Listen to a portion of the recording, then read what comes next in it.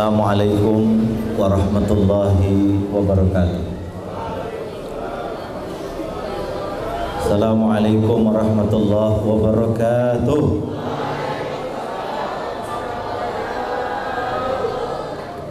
Alhamdulillahirabbil alamin. Wassalatu wassalamu ala sayyidis sadat nabiyyina Muhammadin wa ala alihi wa ashabihi wa man tabi'ahu ila yaumiddin, amma ba'd.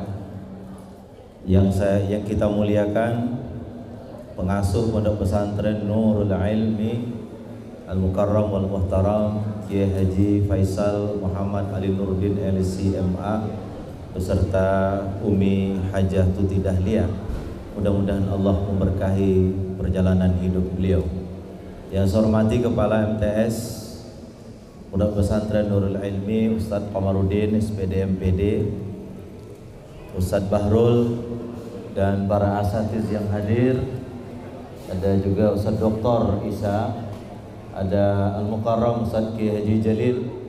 Ya, alhamdulillah Bapak Ibu hadirin hadirat, orang tua santri Pondok Pesantren Nurul Ilmi yang berbahagia. Apa kabar Bapak Ibu? Sehat? Panas? Insya Allah enggak ya. Bapak Ibu sekalian yang saya muliakan, para pakar sepakat bahwa pendidikan apapun yang kita jalani, entah itu di sekolah umum, entah itu di pondok pesantren, entah itu di lembaga pendidikan manapun, para pakar mengatakan bahwa endingnya itu adalah kepribadian. Endingnya adalah kepribadian. Makanya dia katakan the ending of education is character building, bahwa puncak dari pendidikan itu adalah karakter yang bagus. Nah, negara kita ini Bapak Ibu sekalian itu mengakomodir sekian banyak sistem pendidikan melalui dua institusi yang ada, yaitu Dinas Pendidikan, dalam hal ini di bawah Kementerian Pendidikan Nasional, kemudian di bawah Kementerian Agama Republik Indonesia. Dengan berbagai variasi dari lembaga pendidikan ditawarkan oleh negara itu, maka satu-satunya pendidikan yang lahir sebelum lahirnya SMP, sebelum lahirnya SMA, SMK, bahkan madrasah tsanawiyah, maka yang pertama kali lahir itu adalah pondok pesantren. Makanya dalam studi-studi Islam itu, pondok pesantren itu adalah lembaga indigenis Indonesia, lembaga murni Indonesia. Dulu sebelum ada orang belajar di madrasah, orang belajar wudhu itu di pesantren. Sebelum adanya sistem pendidikan formal, orang belajar alif bata ma'rifatullah itu di pesantren.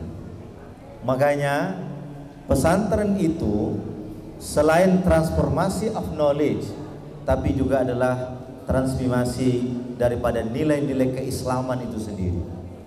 Makanya tidak berlebihan kalau Pak Menteri Agama kami ini, ya walaupun di bawahnya ada pesantren, maka dia mengatakan bahwa saat ini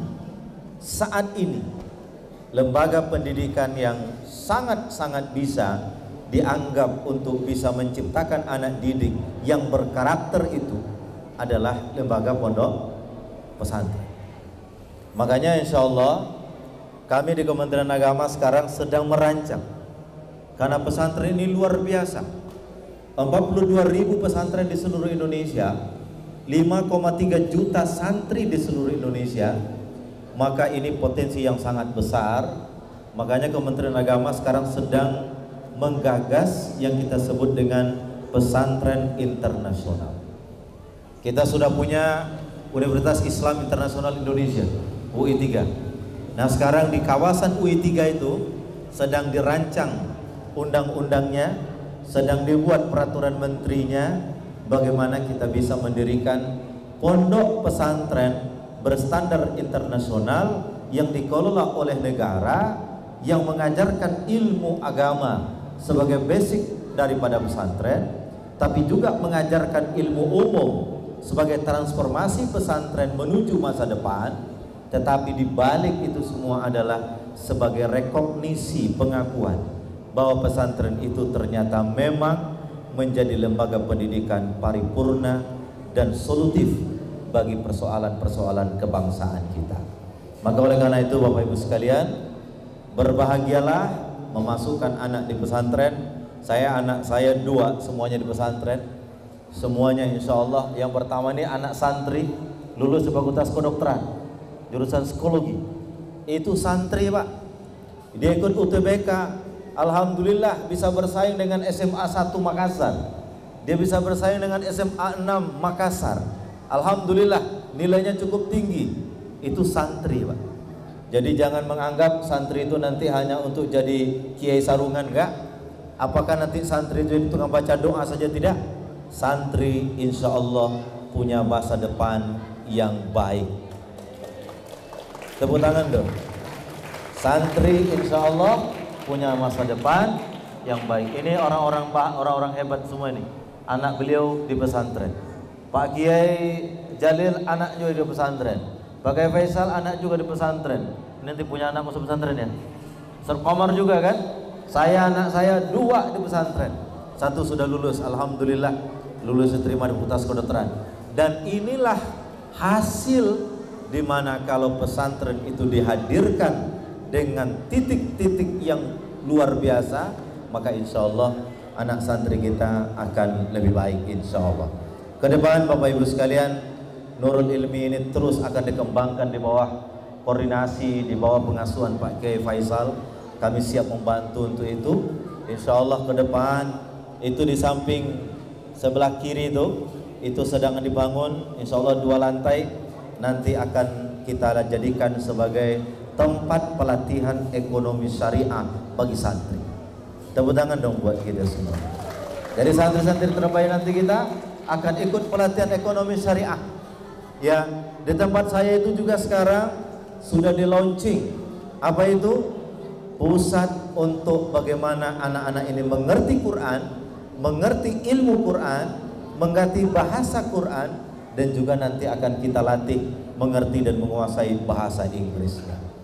Kalau anak kita akhlaknya baik, Qurannya bagus, ilmunya mantap, bahasa Inggrisnya oke, bahasa Arabnya oke, ibadahnya baik, insya Allah ke depan akan menjadi tokoh-tokoh hebat yang akan mempengaruhi Indonesia dengan nilai-nilai kebaikannya insya Allah semua.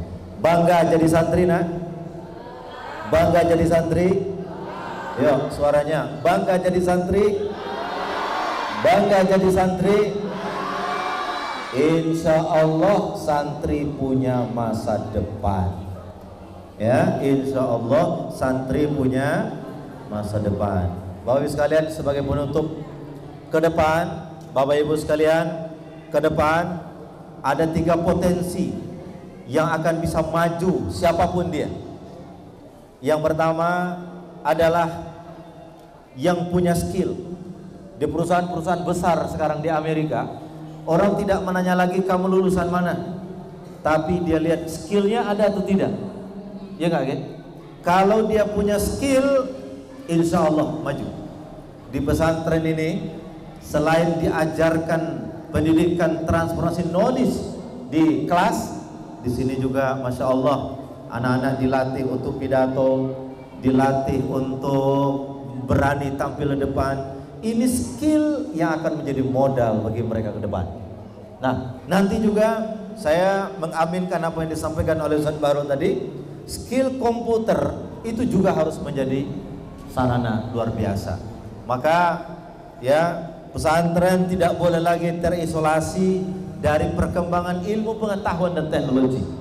Ya, oleh karena itu Ustaz Barul ini anak-anak kelas 12, kelas 1 ke 11 kalau bisa rutin mereka menggunakan komputer, dipelajari, ajarkan IT, kemudian kalau bisa coding, ya kan, tahu coding, ya, mereka bisa mengoperasikan komputer.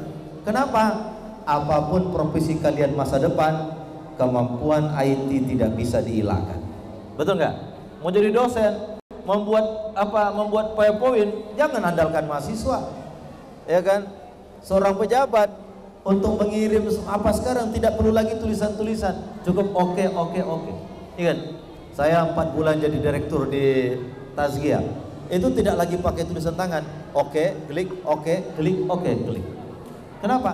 Itulah kemampuan IT, skill. Yang kedua nak, masa depan dikuasai oleh orang yang menguasai lanjut bahasa. Maka bahasa harus menjadi konsen kita. Dan yang ketiga nih, skill bagus, bahasa bagus, kalau kepribadian anjlok nggak akan dipakai orang. Kalau kepribadian anjlok nggak akan dipakai orang. Kalau skillnya bagus, bahasanya bagus, orangnya santun, kemudian kepribadiannya lemah lembut, kemudian dia bisa mengayomi, dia bisa menghargai, dia bisa merangkul satu sama lain, bagus akhlaknya, insya Allah kalian punya masa depan yang lebih baik. Mudah-mudahan pesantren hadir untuk itu semuanya, dan semangatlah kita untuk hidup di pesantren ini. Pesantren insya Allah menjadi buq'ah, tempat yang baik untuk menciptakan generasi-generasi yang unggul. Semangat terus dan tetaplah silaturahim. Mudah-mudahan Allah memberkahi kita semuanya. Assalamualaikum warahmatullahi wabarakatuh.